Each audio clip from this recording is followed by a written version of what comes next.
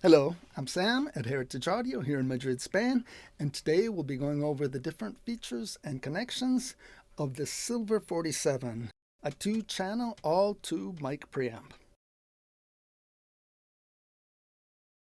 Let's go through the different features of the SILVERR 47. As the 2 channels are exactly the same, we'll just go over channel number 1 here. First up, you've got the input gain, and that spans from 22 to 52 dBs. The last position, the highest gain marking, is actually called NFB, and that stands for no feedback.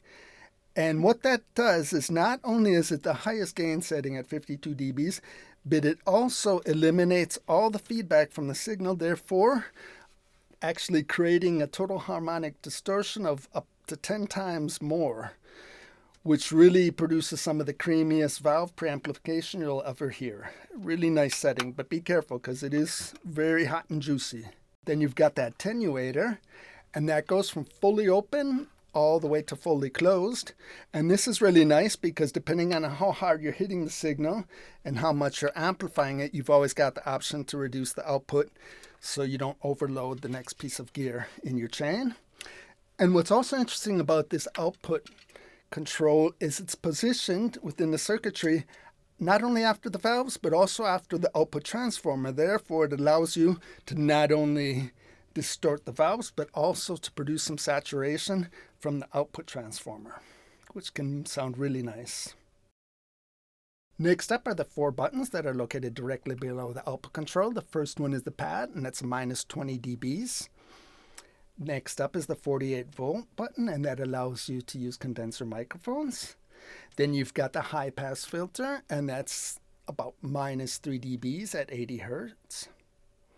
And then the last one is the phase, and that just simply flips the polarity 180 degrees.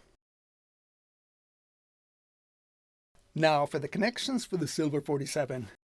Right away on the front panel, you'll see that it does include 2 DI inputs for your instruments, guitars, basses, old keyboards, whatever, which is really nice. You can plug that straight in, and that'll also go right into the front end before the transformers.